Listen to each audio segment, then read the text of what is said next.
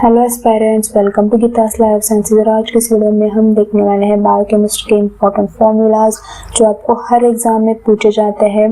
Beat CSIR NET, beat DBT JRF, beat BARC, beat IIT JAM, GATE XL, GATE BT, CUET PG, हर exam में आपको biochemistry बहुत ज़्यादा weightage रखता है। और जहाँ जहाँ पे बायोकेमिस्ट्री आता है वहाँ पे न्यूमेरिकल्स तो आते ही हैं, और उन सब न्यूमेरिकल्स में आपको जो भी फॉर्मूलाज लगते हैं वो मैंने सारा एक वीडियो में इकट्ठा किया है।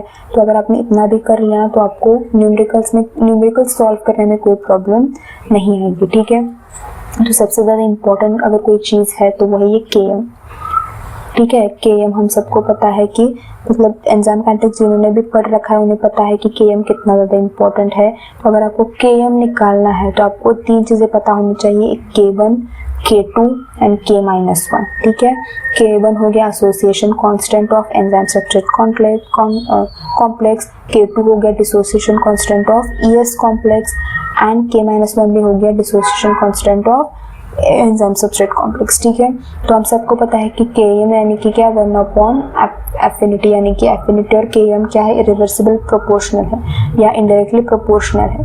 तो अगर एफिनिटी ज़्यादा होगी ऑब्वियसली क्या होगा, तो प्रोडक्ट जल्दी फॉर्म नहीं होगा।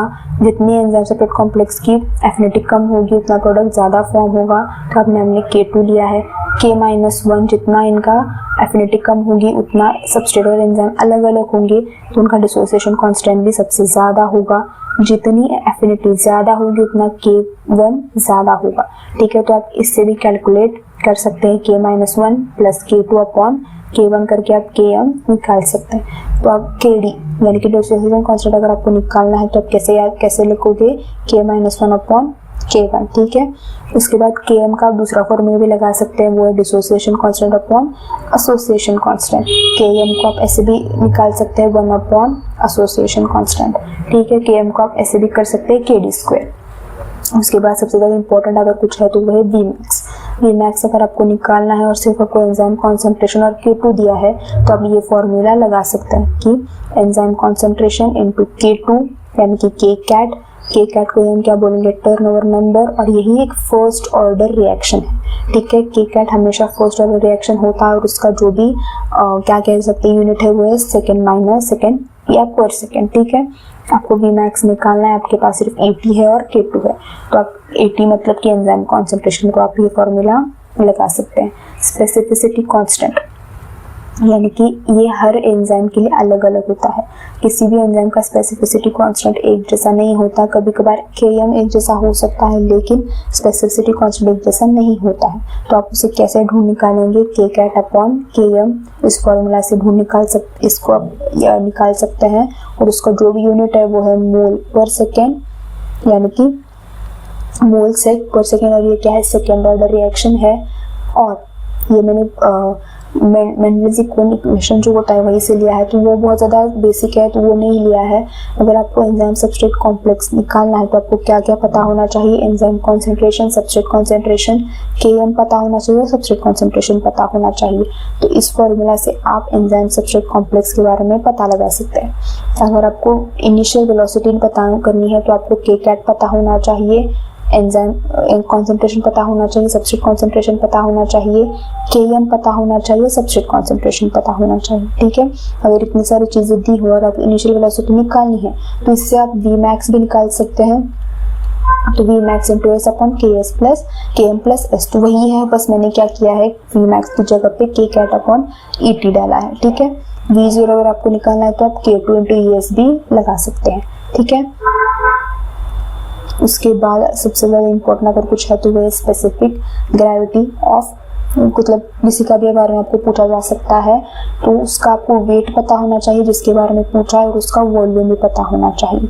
उसके बाद अगर आपको स्पेसिफिक एंजाइम एक्टिविटी के बारे में पूछा गया हो तो आपके पास उसकी एंजाइम एक्टिविटी होनी चाहिए और टोटल प्रोटीन कॉन्सेंट्रेशन पता होना चाहिए। तो आप इस फॉर्मूला से स्पेसिफिक एंजाइम एक्टिविटी पता कर सकते हैं। उसके बाद जो बहुत बार पूछा गया है, अगर आपने PYQs देखे हैं तो आपको फोल्ड प्यूरिफिकेशन पूछा गया होगा, तो आपको इसके लिए क्या क्या पता होना चाहिए, specific purification of enzyme activity पता होना चाहिए, specific enzyme activity of crude यानी कि क्रूड मतलब प्यूरिफिकेशन से भी पहले कितनी एंजाइम एक्टिविटी दिखा रहा था और प्यूरिफिकेशन स्टेप के बाद कितनी एंजाइम एक्टिविटी दिखा रहा है ये आपको पता होना चाहिए। फिर उसके बाद सबसे ज़्यादा अगर कुछ पूछा गया हो तो वो है ये एरेनीज इक्वेशन, ये आपको कंपल्सरी पता होना चाहिए, आपको पूछा जा सकता है। उसके बाद डेल्टा जी, थर्मोडायनेमिक्स के डेल्टा जी आपको पूछा जा सकता है। ये ऑब्वियसली क्या है, उसका बेसिक फॉर्मूला है। उसका अगर आपने जो भी लॉग है नेचुरल लॉग, और उसको आपको लॉग मतलब लॉग बाय 10 अगर आपको निकालना है तो आप कैसे करोगे, 2.303 से आपको मल्टीप्लाई करोगे तो आपको मिल जाएगा। अगर आपको प्रोडक्ट और सबस्ट्रेट का अगर इनमें से किसी का भी अगर आपको निकालना है कॉन्सेंट्रेशन तो आप ये फॉर्मूला डाल सकते हैं। आपको डेल्टा जी अगर आपको इसका भी कॉन्सेंट्रेशन निकालना है तो आप ये फॉर्मूला निकाल सकते हैं। सॉरी, आपको डेल्टा जी पता करना है, कॉन्सेंट्रेशन नहीं। अगर आपको डेल्टा जी पता करना है, अगर आपके पास इनके कॉन्सेंट्रेशन है तो आप इससे निकाल सकते हैं। ठीक है, delta G of transmembrane, यानी कि ये आपको पूछा जा सकता है ईटीसी में, इलेक्ट्रॉन ट्रांसपोर्ट चेन में। ठीक है, इलेक्ट्रॉन ट्रांसपोर्ट चेन या फोटोसिंथेसिस में।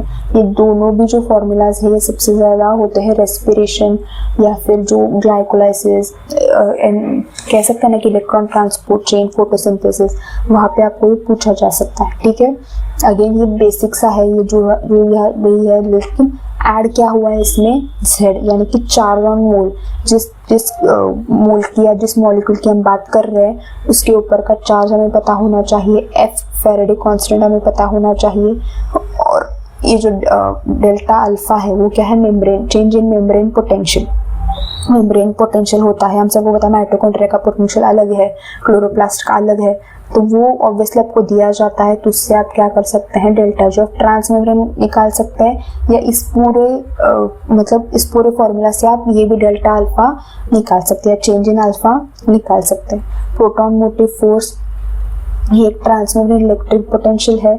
उसके बाद ये कांस्टेंट है RT, ये फैराडे कांस्टेंट है। डेल्टा pH यानी कि pH चेंज यानी कि आउटर मेम्ब्रेन में pH कितना है, इनर मेम्ब्रेन में pH कितना है, माइटोकॉन्ड्रिया के, क्लोरोप्लास्ट के, इससे आप पता कर सकते हैं।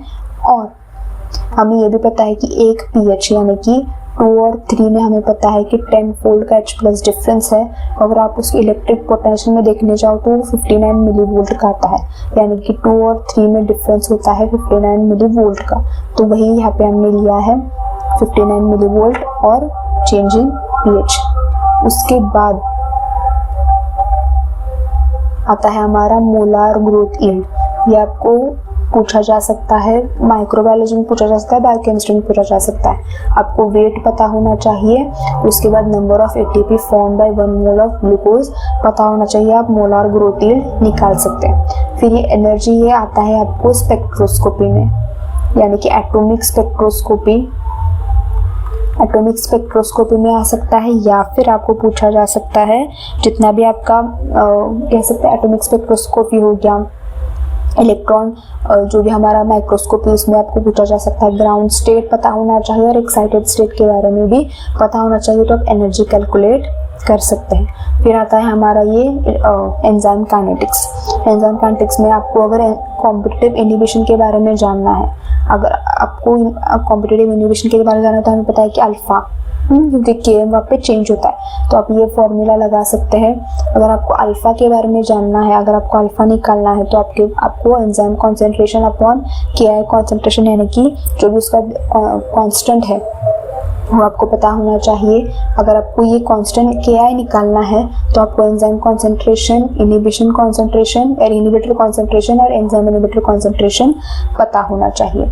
अनकॉम्पिटिटिव इनहिबिशन में आपको ये फॉर्मूला यूज करना है, इससे आप क्या कर सकते हैं, अनकॉम्पिटिटिव इनहिबिशन के बारे में पता कर सकते हैं। ठीक है, उसके बाद आपको सिर्फ क्या दिया है, अल्फा की वैल्यू दी है, और आपको V0 निकालना है तो आप ये फॉर्मूला लगा सकते हैं। अगर आपको सबस्ट्रेट निकालना है तो आप ये फॉर्मूला लगा सकते हैं, अगर आपको Km निकालना है तो आप ये फॉर्मूला लगा सकते हैं। ठीक है, ये अल्फा, ये यहाँ पे ये अल्फा अलग है और ये अल्फा अलग है। ठीक है, ये दोनों भी अल्फा अलग अलग है, इन्हें मिक्स नहीं करना है। ये बाकी के जो है ये आपको अमाइनो एसिड्स में पूछा जा सकता है। अमाइनो एसिड्स यानी कि एसिडिक अमाइनो एसिड के बारे में आपको ये फॉर्मूला लगाना है। बेसिक अमाइनो एसिड अगर आपको पूछा जाए तो आपको ये फॉर्मूला लगाना है। और एक न्यूट्रल अमाइनो एसिड या उस पर कोई चार्ज, यानी कि अननोन अमीनो एसिड दिया है और आपको न्यूट्रल अगर आपको लेना है तो आपको ये फॉर्मूला लगाना, ठीक है। उसके बाद ये बहुत ज़्यादा पूछा जाता है, वो है वाई इंटरसेप्ट स्लोप। ये मैंने जो हमारा वर्क प्लॉट है वो लिया है कॉम्पिटिटिव में 1/v मैक्स, वाई इंटरसेप्ट उसका आता है अल्फा km/v मैक्स, उसका स्लोप आता है। अनकॉम्पिटिटिव में अल्फा/v मैक्स उसका स्लोप, वाई इंटरसेप्ट आता है, स्लोप इसमें km/v मैक्स आता है। तो आपको ये ऐसे भी पूछा जा सकता है कि लाइन वर्क प्लॉट में कॉम्पिटिटिव इनिबिशन में वाई इंटरसेप्ट बताओ, स्लोप बताओ। आपको चार क्या आ सकते हैं, ऑप्शन आ सकते हैं। नॉन कॉम्पिटिटिव में उसका जो वाई इंटरसेप्ट है ये आएगा, स्लोप इसका ये आएगा, ठीक है। हंस-वुल्फ प्लॉट अगर आपको उसका ये ना इक्वेशन पता ना हो तो 1/v0 is equal to 1/v max into s plus km/v max आपको याद करना पड़ेगा, ये बहुत बार पूछते हैं, ठीक है। कॉम्पिटिटिव में आपको क्या याद रखना है, उसका Y intercept alpha km/v max 1/v max, ठीक है। अनकॉम्पिटिटिव में km/v मैक्स अल्फा/v मैक्स। तो आपको ये भी पूछा जा सकता है कि नॉन कॉम्पिटिटिव का और कॉम्पिटिटिव का वाई इंटरसेप्ट सेम है, अनकॉम्पिटिटिव का और नॉन कॉम्पिटिटिव का उसका स्लोप सेम है। तो आपको ये सभी क्वेश्चन घुमा फिरा के पूछा जा सकता है, ठीक है।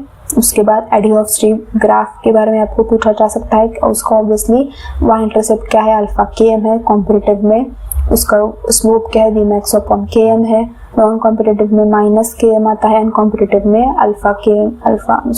माइनस km अपॉन अल्फा आता है, और इन सबका क्या है, स्लोप सेम है। तो आपको ये क्वेश्चन भी पूछा जा सकता है कि स्लोप सब में सेम है, ठीक है। तो जितना मुझे इंपॉर्टेंट लगता था वो सारे मैंने फॉर्मूलाज आपके साथ शेयर किए हैं। और आपको कोई भी प्रॉब्लम हो तो कमेंट सेक्शन में पूछ सकते हैं। एंड आई होप यू कि आप ये एग्जाम क्वालिफाई कर जाएं। I wish you all the very best for coming exams. Okay, thank you.